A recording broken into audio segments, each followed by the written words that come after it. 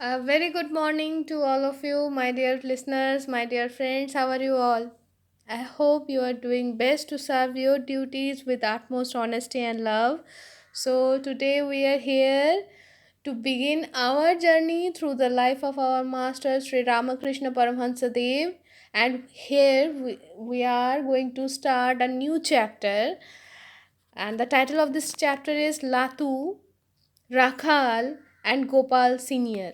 Actually, now we are going to enter into the part where we are going to know few disciples of Sri Ramakrishna Paramahansa Dev who were not, as per my concept, it may be wrong right now because it will be get corrected as we will proceed, as I will proceed through this chapter. But right now I am presuming that they are not the grihis. So let's proceed. If you want to see the miraculous power of Bhagwan Sri Ramakrishna, look at the life of Latu. I have never seen the like of it before. Thus said Swami Vivekananda about Latu, an obscure boy born of humble parents in the district of Chhapra in Bihar. He came to Calcutta in search of a job while he was quite young and entered the service of Ramchandra Datta as a houseboy. A few days after, he went to Dakshineshwar to see the master, about whom he had just heard. Being a stranger to Calcutta and its suburbs, it was with some difficulty that he found his way to the place where Sri Ramakrishna lived. As he approached, he saw a man in plain clothes pacing the veranda. He had pictured the saint as a monk, dressed in ochre, but when he saw this man, he forgot this idea entirely and prostrated himself at his feet. Where do you come from? Asked Sri Ramakrishna. From the house of Ramchandra Datta of Shimla, was the reply. The master received him kindly and conducted him to his own room, where he gave the boy some refreshments and talked with him on various subjects. Latu, as yet, did not know that this was the Paramhansa he had come to see, nor did he trouble himself much about it. He only knew that he felt a great joy in the presence of the man with whom he was talking.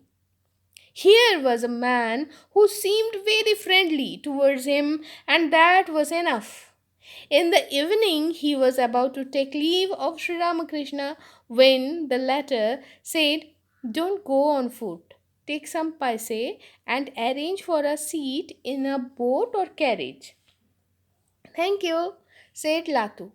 "I have some paise with me." "Are you quite sure?" said the master with a smile.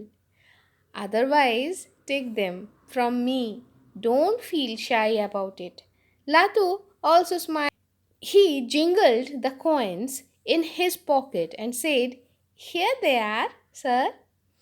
"Come again," said Sri Ramakrishna. "Yes, sir, I will," said Latu. From the very first, Latu was deeply impressed. He returned home and again spoke to Ram about the kindness of Sri Ramakrishna.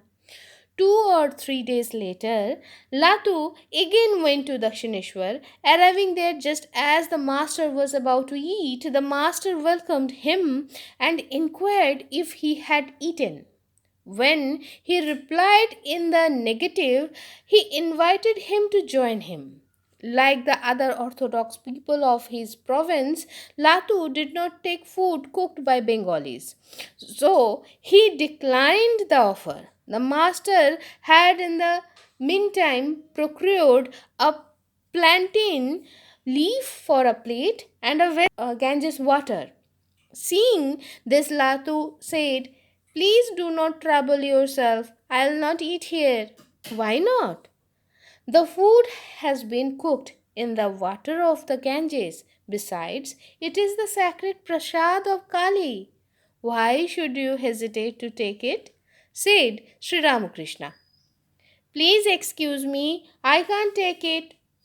Latu persisted. Sri Ramakrishna still pressed the boy to eat, whereupon he suddenly said, all right, I will take the food if it be your prasad.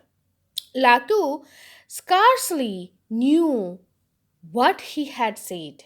A minute before, he had been reluctant to take food touched by a Bengali. Now he thought there could be no objection to eating Sri Ramakrishna's prasad. He sat down to eat, the master giving him some food from his own plate.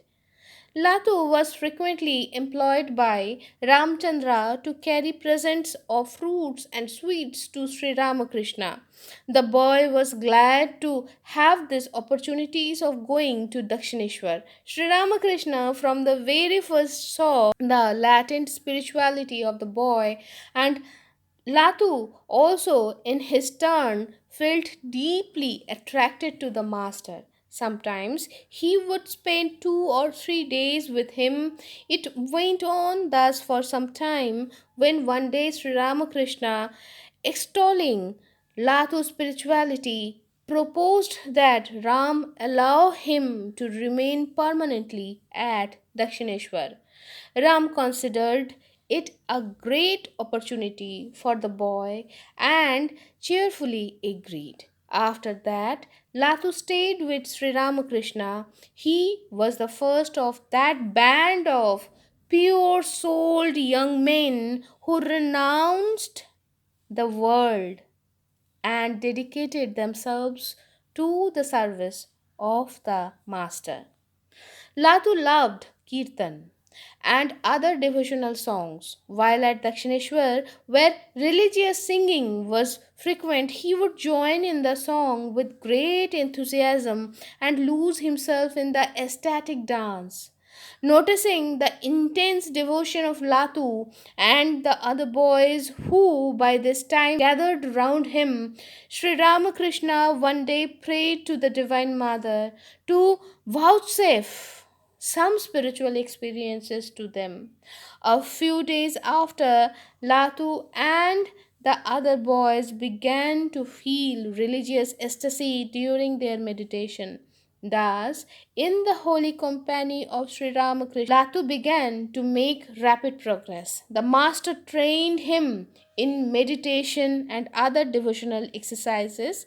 Latu was quite innocent of academic learning. Sri Ramakrishna wished that he might at least have the rudiments of education and tried to take him through the Bengali alphabet himself. But Latu was a Bihari and his pronunciation was different from that of a Bengali.